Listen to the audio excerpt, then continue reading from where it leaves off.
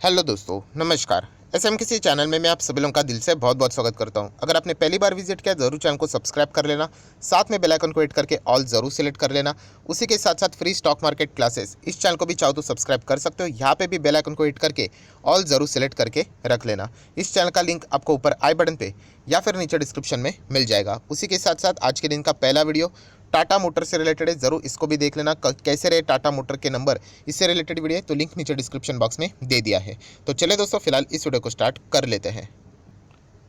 Sir दोस्तों, अभी हम लोग आ चुके हैं बिल्कुल हमारे नॉर्मल स्क्रीन के ऊपर। एंड दोस्तों देखा गया वैसे तो डेली बेसिस के ऊपर बाजार में तो पिटाई हो रही है, बट फिर भी आज के दिन की अगर हम लोग यहाँ पे बात करें तो एक खबर भी हम लोग को देखने को मिल रही है। ऑब्वियसली ये जो खबर है वो रिपोर्ट के जरिए, सोर्सेस के जरिए हम लोग को देखने को मिली है। तो आज के दिन जैसे मैंने कहा रोज़ तो गिर ही रहा है, बट आज के दिन ये मेजर रीज़न है जिसके चलते हम लोगों को यहाँ पे बाजार में थोड़ा सा एक्स्ट्रा और तड़का लगते हुए देखने को मिला। मतलब और भी बाजार में हम लोग को गिरावट देखने को यहाँ पे मिली, राइट। सो सबसे पहले हम लोग सीक्वेंस के साथ ही स्टार्ट करेंगे एंड धीमे धीमे पॉइंट के ऊपर आ जाएंगे। सीक्वेंस के साथ मतलब देखिए, सबसे पहले जो ओपनिंग थी वो गैप डाउन वाली थोड़ा सा एक्सपेक्टेड ही था। क्यों ऐसा? क्योंकि जैसे मैंने आप लोगों को हमेशा बताया कि अमेरिकन बाजार की जो परफॉर्मेंस रहती है, अभी अमेरिकन बाजार कल कैसा था, 1% डाउन। शुरुआत बहुत ही कमाल की थी, हरे निशान में बहुत अच्छा कर रहा था, ज़बरदस्त गया था। एंड बाद में जैसे यहाँ पे प्रीवियस क्लोज टूट गया, ज़बरदस्त यहाँ पे गिरावट, देन वापस एक बार कोशिश की बट यहाँ पे रेसिस्टेंट एंड देन उसके बाद सेलिंग ही देखने को मिली।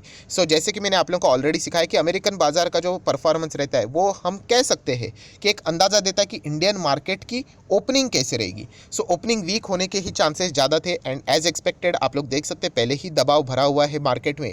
एंड हम लोगों को प्रीवियस क्लोज से यहाँ पे बाजार जो ओपन हुआ है आप देख सकते हो बहुत ही अच्छा खासा गैप डाउन ही हम लोग को देखने को यहाँ पे मिला है।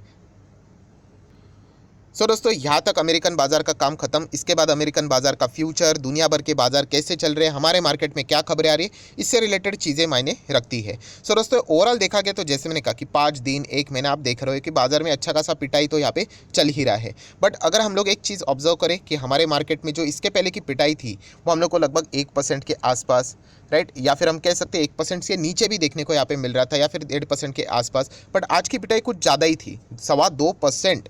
मतलब बहुत ही ज़्यादा मैसिव गिरावट होती है, इसको हम लोग डिनाई नहीं कर सकते। एंड दुनिया भर के बाजार को भी अगर हम लोग यहाँ पे ऑब्जर्व करें, मेजर ग्लोबल इंडाइसेस जो मैं हमेशा आप लोगों के सामने रखता हूँ, वहाँ पे भी यूरोपियन मार्केट्स आप देख सकते हो वो भी 2% डाउन, 2.25% डाउन, 2.5% डाउन। यहाँ पे भी आप देख सकते हो 2.5% डाउन। सो अमेरिकन बाजार के साथ साथ यूरोपियन मार्केट भी 2-2.5% ही गिर रहे थे, बट हमारे मार्केट में इतनी ज़्यादा गिरावट नहीं थी। पर आज हमारा मार्केट भी यूरोपियन मार्केट जितना ही हम लोग को गिरते हुए देखने को मिला है। सो इसके पीछे का रीज़न जैसे मैंने कहा कि रिपोर्ट के जरिए, सोर्सेज के जरिए एक ज़बरदस्त न्यूज़ यहाँ पे सामने आ रही है। सो ये न्यूज़ किससे रिलेटेड है?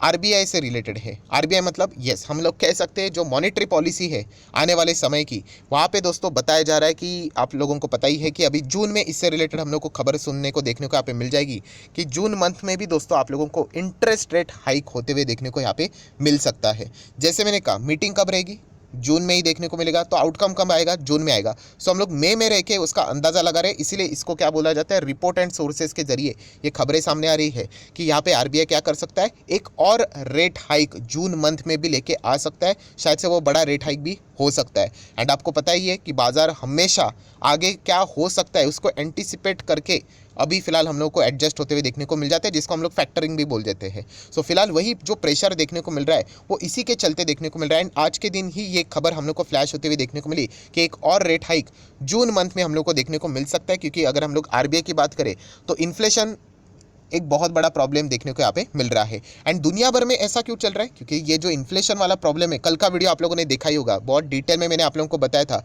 कि जितने भी ये प्रॉब्लम्स है हर एक कंट्री के, चाहे आप यूरोपियन कंट्री हो या फिर अमेरिका हो या फिर इंडिया हो या फिर कोई एशियन कंट्री हो, सबके लिए ये सिचुएशन बिल्कुल सेम है। हाँ, थोड़ा सा 19-20 हो सकता है। तो इसीलिए सभी सेंट्रल बैंक के जो डिसीजंस है वो भी हम लोग को सेम ही देखने को मिल रहे हैं इंटरेस्ट रेट हाइक से रिलेटेड। हालांकि आरबीआई ने जो फैसला लिया इंटरेस्ट रेट हाइक का वो बहुत ही ज़बरदस्त सरप्राइजिंग फैसला था। क्योंकि आपको पता है एमपीसी की बैठक में जो आउटकम आएगा वो एक्सपेक्टेड रहता है, बट बीच में जो बैठक हुई अभी जो एलआईसी के आईपीओ के वक्त हम लोग को देखने को मिला, इमरजेंसी बैठक में उन्होंने वो फैसला लिया। सो डेफिनेटली बहुत ही ज़्यादा सर्टेनिटी है कि इस वक्त के भी जो एमपीसी की बैठक रहेगी जून में हम लोगों को एक और रेट हाइक देखने को मिल सकता है। कहानी यहीं तक ख़त्म नहीं होने वाली दोस्तों, ये भी बताया जा रहा है कि अगस्त मंथ में भी एक और रेट हाइक एक्सपेक्टेड है।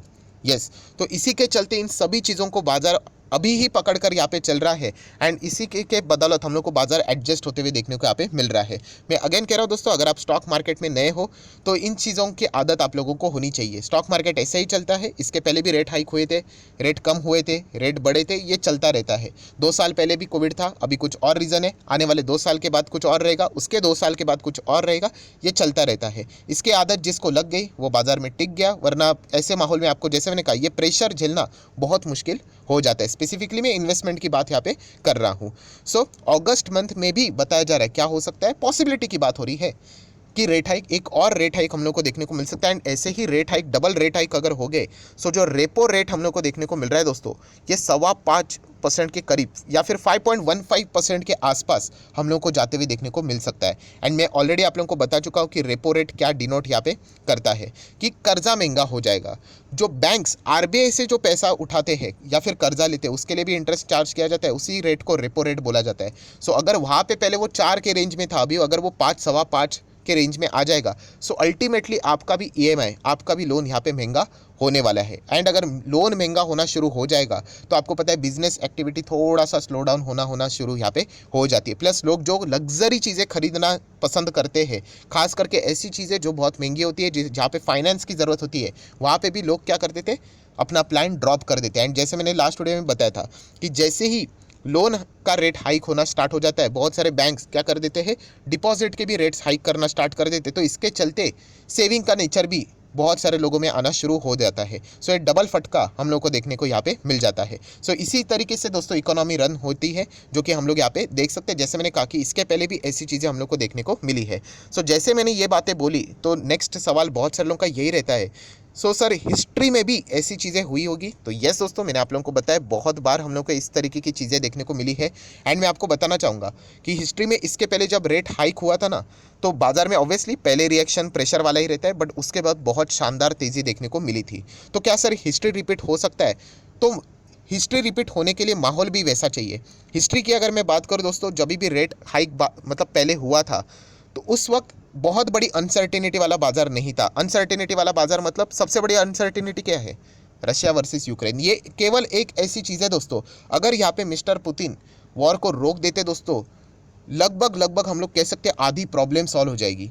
इन्फ्लेशन को हम लोग मैनेज कर लेंगे, मतलब ये जितने भी देश है, इन्फ्लेशन, देन उसी के साथ ये रिसेशन, जो भी बातें चल रही, जीडीपी ग्रोथ जो भी है, समहाउ मैनेज कर लेंगे, राइट। बट ये वाली जो चीज़ है रशिया वर्सेस यूक्रेन, इसके चलते जो अनसर्टिनिटी है, इसके चलते बहुत सारे सेंट्रल बैंक परेशान है, जिसमें हमारा आरबीआई भी आता है। तो इसीलिए दोस्तों, क्योंकि देखा गया रशिया कोई ऐसा वैसा देश नहीं है, आप लोगों को पता है हमारा डिपेंडेंसी डिफेंस से रिलेटेड भी उन्हीं के साथ है, क्रूड ऑयल से रिलेटेड भी। अगर वर्ल्ड की डिपेंडेंसी की बात करें तो रशिया खुद 1/10 रिक्वायरमेंट वर्ल्ड का मतलब यहाँ पे प्रोवाइड करता है क्रूड से रिलेटेड। सो इम्पॉर्टेंट कंट्री है।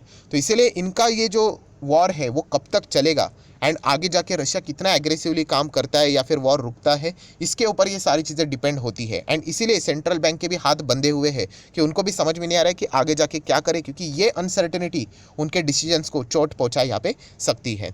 सो ये सारे दोस्तों जो अगर फैसलों की अगर मैं बात करूँ, इसके चलते प्रेशर देखने को मिल रहा है। एंड ये भी बताया जा रहा है कि 2022 के अंत तक शायद से यही रेपो रेट 5.75 तक भी यहाँ पे शायद से मैक्सिमम, अगर हम लोग बात करें सिचुएशन खराब रही, 5.75 तक भी यहाँ पे जा सकता है।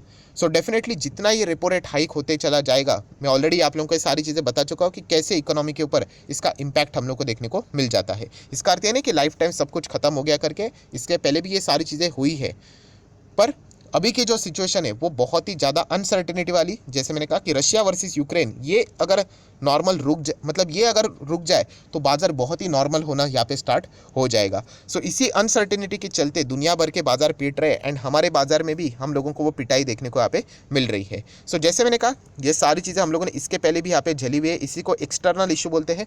एक्सटर्नल इशू में सभी बाजार जब नीचे आते हैं दोस्तों, मैं आपको आज भी बता रहा हूँ, ये बहुत ही बढ़िया मौका होता है इन्वेस्टमेंट का। मैं अगेन कह रहा हूँ, कोई इंडिविजुअल स्टॉक की मैं बात नहीं कर रहा हूँ, ये तो पूरा दुनिया का बाजार पिट रहा है।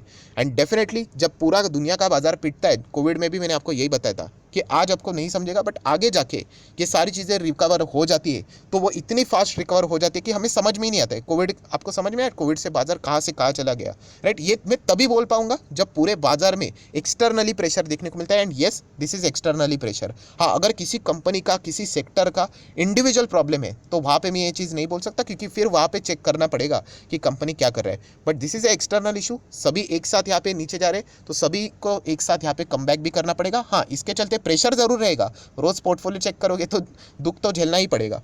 बट अल्टीमेटली अगर हम लोग यहाँ पे बात करिए एक्सटर्नल इशू है, ये आगे जाके सॉर्ट आउट यहाँ पे हो जाते हैं। अगर रशिया वर्सेस यूक्रेन अगर यहाँ पे रुक गया दोस्तों तो मतलब इतना फास्ट रिकवरी हो जाएगा कि हम लोग सोच भी नहीं सकते, क्योंकि जैसे मैंने कहा बाकी इकोनॉमिकल डेटा समहाउ मैनेज हो जाता है, ये एक अनसर्टेनिटी की वजह से बाजार में थोड़ी सा हम लोगों को फिलहाल तो डर देखने को यहाँ पे मिल रहा है। सो आशा करता हूँ आप लोगों को समझ में आया होगा कि आज वैसे मैं रोज बता दिया कि बाजार तो वैसे गिर ही रहा है, बट आज का वॉल्यूम गिरने का कुछ ज़्यादा ही था, 2.25%, बहुत होता है, 400 पॉइंट तक गया था। देन आखिरी क्षण में थोड़ा सा रिकवरी देखने को मिला। सो ये बहुत ही मैसिव गिरावट है। इसके पीछे का रीज़न ही यही था कि रिपोर्ट के जरिए, सोर्सेज के जरिए ये चीज़ सामने आ रही है कि आरबीआई और 2 से 3 बार रेट हाइक कर सकता है, तो पहले ही मेंटली प्रिपेयर हो जाओ। तो ये देखिए बाजार पहले ही एडजस्ट होना शुरू यहाँ पे हो चुका है। सो आशा करता हूँ दोस्तों ये सारा जो डिटेल है वो आप लोगों को आसान भाषा में समझ में आएगा, तो जरूर लाइक एंड शेयर कर देना। एंड डीमैट अकाउंट अभी तक ओपन नहीं किया है तो लिंक नीचे डिस्क्रिप्शन बॉक्स में 25 वीडियो की लिस्ट आप लोगों को बिल्कुल फ्री ऑफ कॉस्ट मिल जाएगी। आपका नाम और कौन सा अकाउंट आपने लिंक के थ्रू ओपन किया है ये मुझे जरूर कमेंट सेक्शन में बता देना। तो सारे वीडियोज़ जिसकी मार्केट वैल्यू 50 से 60 हज़ार रुपये है आपको सारे फ्री ऑफ कॉस्ट प्रोवाइड कर दी जाएंगे एक हफ्ते के अंदर अंदर। जीरोधा एंड अपस्टॉक दोनों कमाल के ब्रोकर है, पर्सनली मैं तो इनको दोनों को यूज़ कर देता हूँ। जीरोधा की अच्छी बात कहूँ तो येस लॉन्ग टर्म के लिए जो ब्रोकरेज रहता है वो बिल्कुल जीरो है। हाँ, अकाउंट ओपनिंग चार्जेस लगते हैं, जो लोग कमेंट सेक्शन में पूछते हैं। अपस्टॉक की बात करें तो बाकी चार्जेस जरूर लगेंगे, बट अकाउंट ओपनिंग बिल्कुल फ्री ऑफ कॉस्ट यहाँ पे हो रही है। सो ऑफर जब तक चल रहा है आप चाहो तो इस ऑफर का फायदा भी उठा सकते हो। So that's it, thank you very much दोस्तों, we will be meeting our next video, तब तक के लिए बाय बाय।